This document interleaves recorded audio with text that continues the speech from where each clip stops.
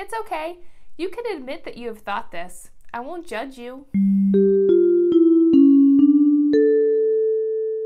Hello Disney Cruisers! Today we are getting controversial, but before we begin, I would like to introduce myself to those who do not know me yet. My name is Ashley. I love Disney cruising. I love sharing my knowledge of Disney cruising. I have lots of tips that you can't find anywhere else on the interwebs. If you like what you see, go ahead and subscribe. And if you are already a part of the best Disney Cruisers channel ever, then give me a big like down below so I know that you're here. Our topic today is something that no one ever says out loud. They might do it on the ship and they might not do it on the ship. Oh my goodness, I just thought of what you're probably thinking of, and it's not that. Don't click off because it's still a good video. This has to do with your kids. Has to do with kids. Kids that are already born. Those kids. The kids on your cruise with you. Okay.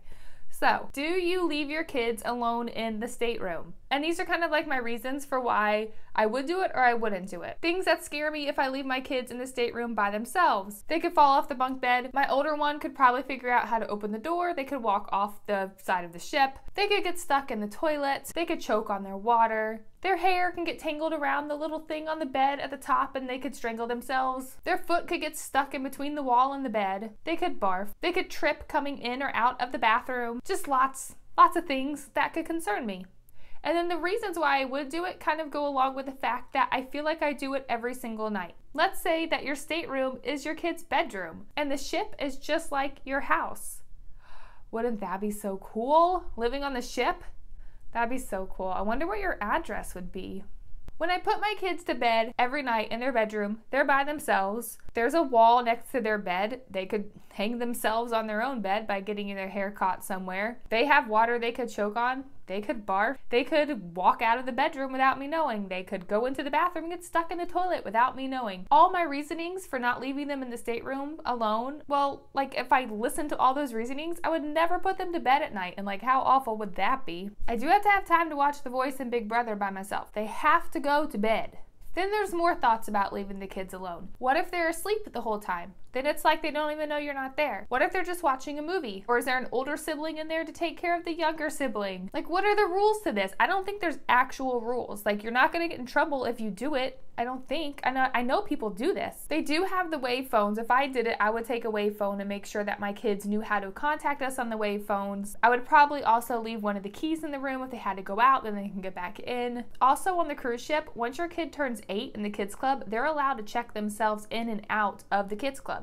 So Disney thinks it's okay for the 8-year-old who checked themselves out of the kids club. Like, they think it's okay for them to go around the ship, either to find their parents or to meet them at dinner or meet them at the movie or do whatever they want. Once my kid turned 8 and they asked about checking in and out privileges, I have always said no. I still haven't even done that. I feel like if people are like, oh yes, I totally would leave my kid in the stateroom, everyone would be like, you're a horrible parent. And then the people who are like, I would never leave my kid in a stateroom by themselves, then everyone would be like, oh my goodness, you have to let your kids live a little. It's vacation. They have to grow up sometime. Can you hear or see the rain? Like, that came out of nowhere because I live in Florida. Like, nowhere. Don't know how that happened. I mean, I know how it happened. I know what rain is.